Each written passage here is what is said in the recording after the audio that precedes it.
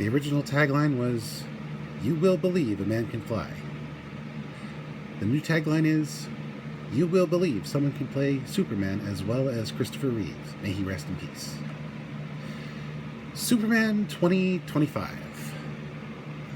You would think that superhero films have been done to death, resurrected, and done to death again at this point.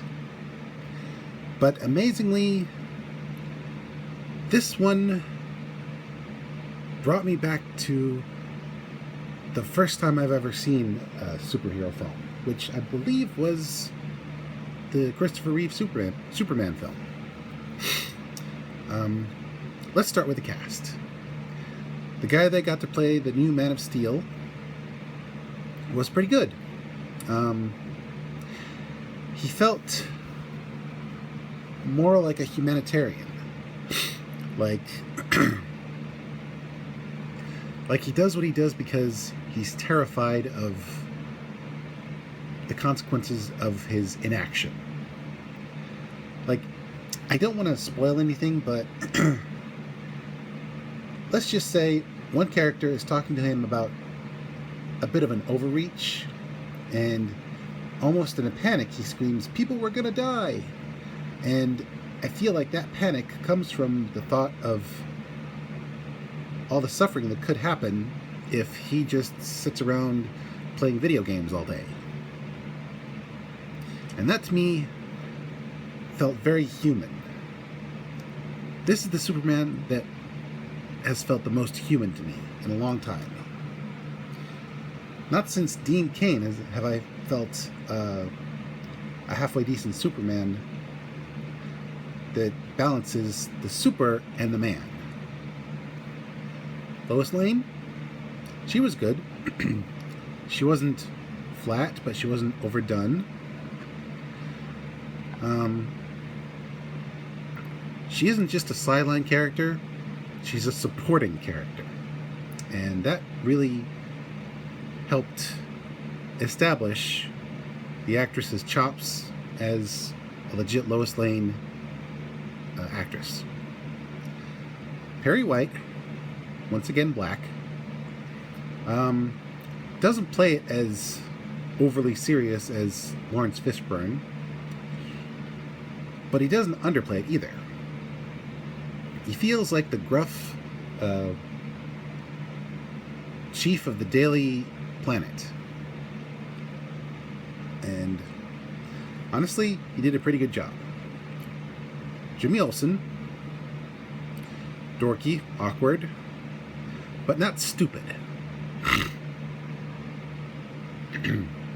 Overall, I'd say he honored the legacy of one of the earliest sort of, not sort of, sidekicks.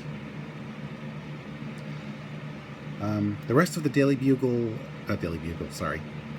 The rest of the Daily Planet, I'm too used to Spider-Man, shutterbugs and reporters filled out the ranks fairly well. And then, of course, there's Lex Luthor, the greatest criminal mind of the century. Nicholas Hoult, I'd say, brought out his inner Gene Hackman over-the-top camp, but not in a silly way. To me, he felt like a combination of jealous sibling and a jilted lover. He felt like he was saying to the world, if you won't worship me with Superman in the world, then I'll just have to take him out of the world, or take the world out of Superman. Either way, something was getting broken. And a lot of someones.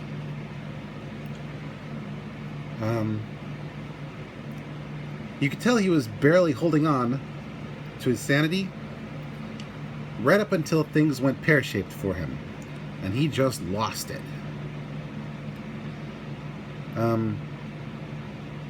He keeps trying to convince himself that the world's better off without Superman, but he doesn't want people to help themselves. He wants to help the people, and in doing so, exploit them. And I think Holt did that very well. I think he honored the legacy of the character that was made most famous by Clancy Brown in the animated series and the late great Gene Hackman in the original Superman movies.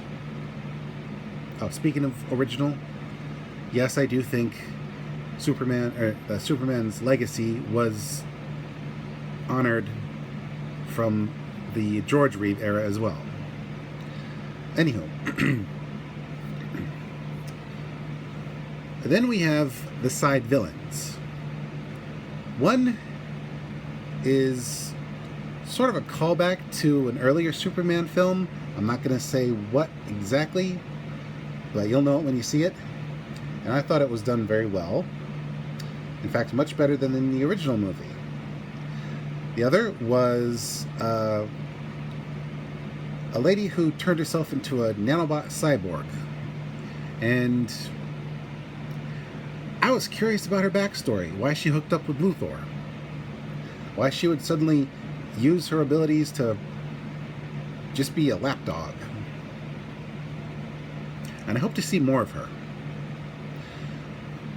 Then we got Lex's tech team, and they felt like a proper tech team. They were focused on mission and started freaking out when things didn't go well. They were very entertaining.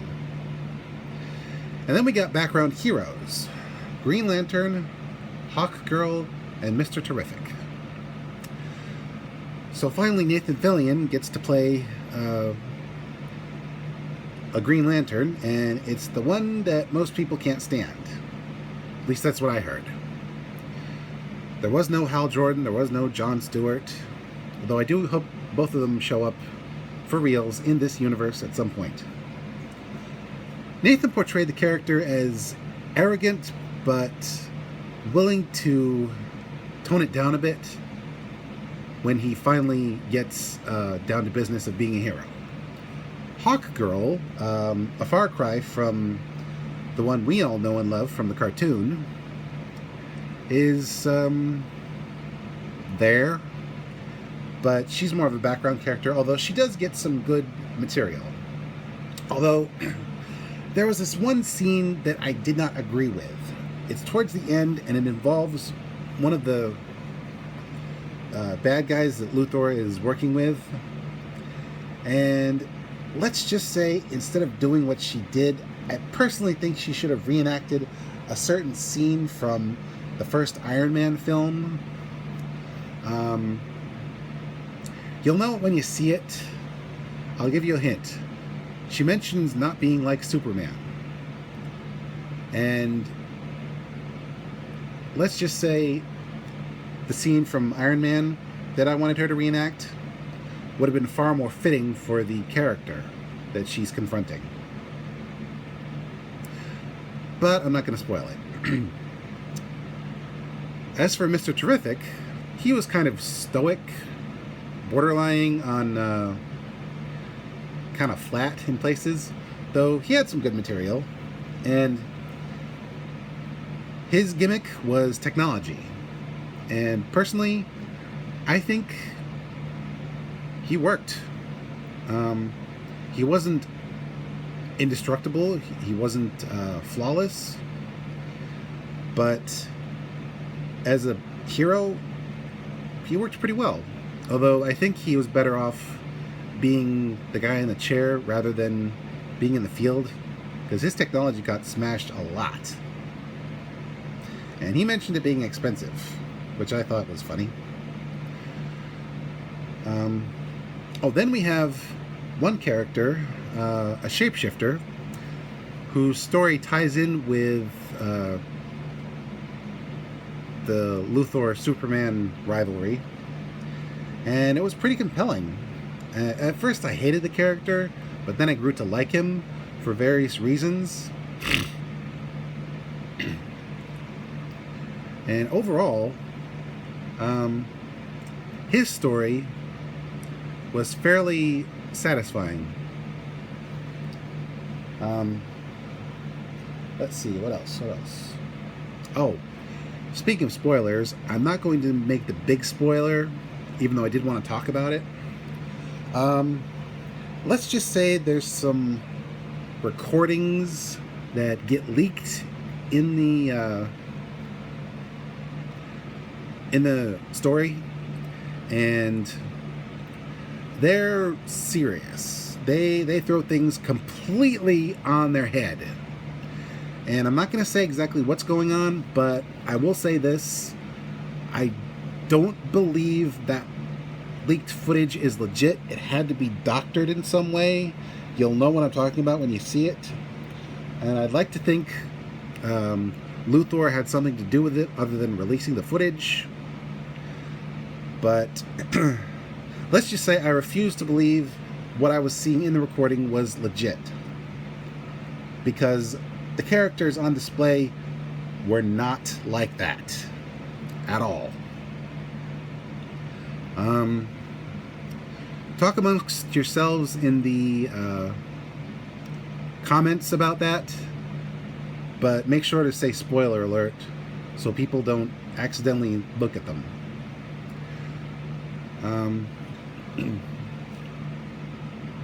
As for the story overall, it was fine.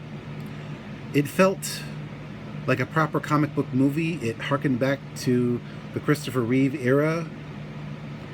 It had various Easter eggs. And the CGI, which included Crypto the Wonder Dog, were fine.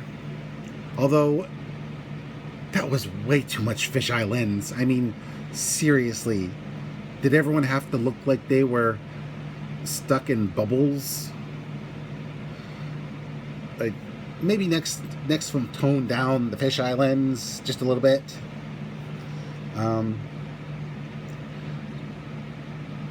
So yeah, like I said, the story was fine. It flowed nicely.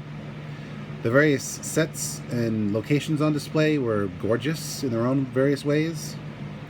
From Smallville to a very dark realm that we find ourselves in, to Metropolis itself. And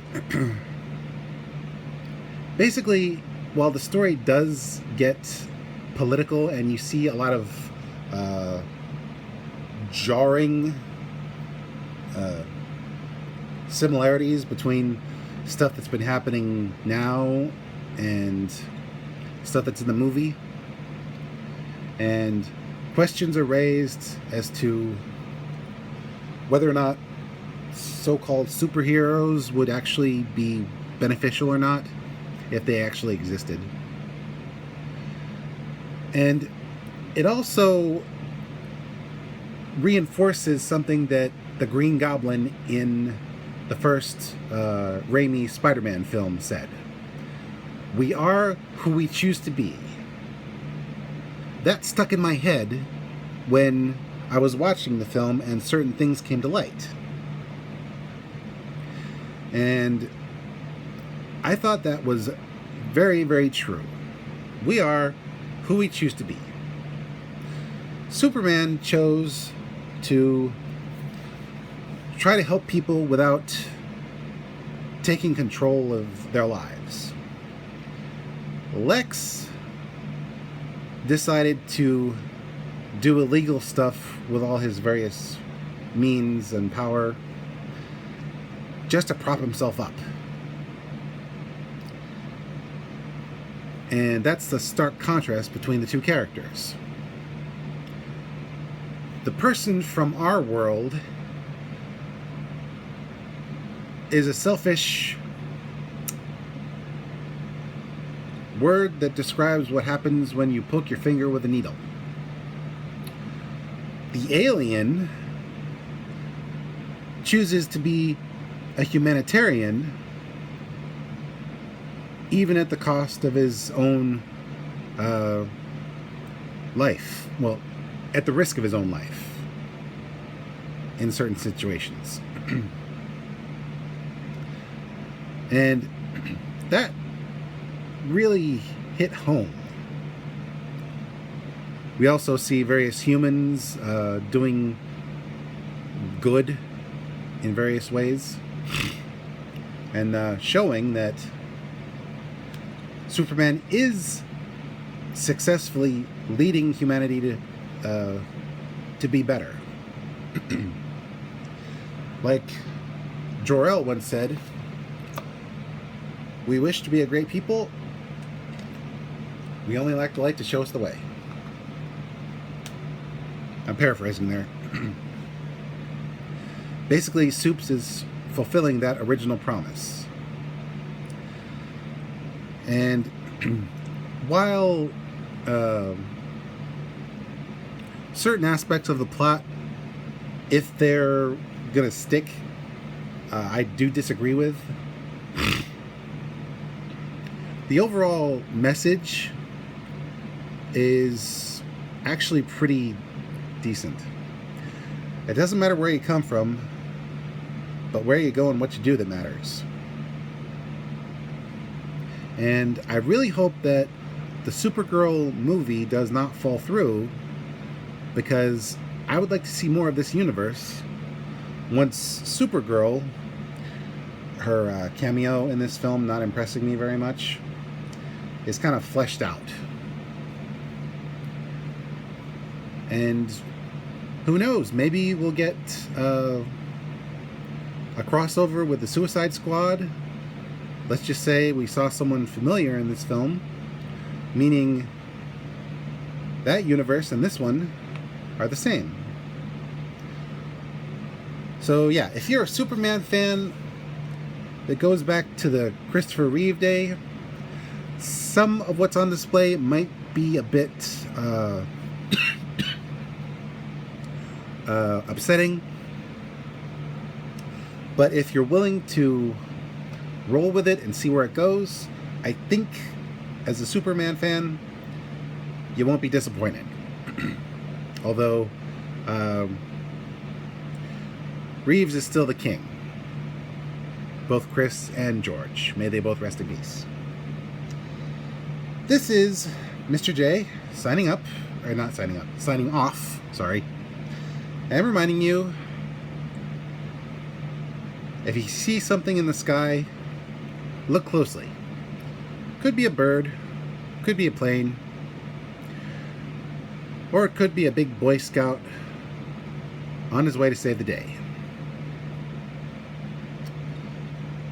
And while they may be a Justice Gang, someday they might be a Justice League. Only time will tell. Thank you, Mr. James Gunn, for another very decent product.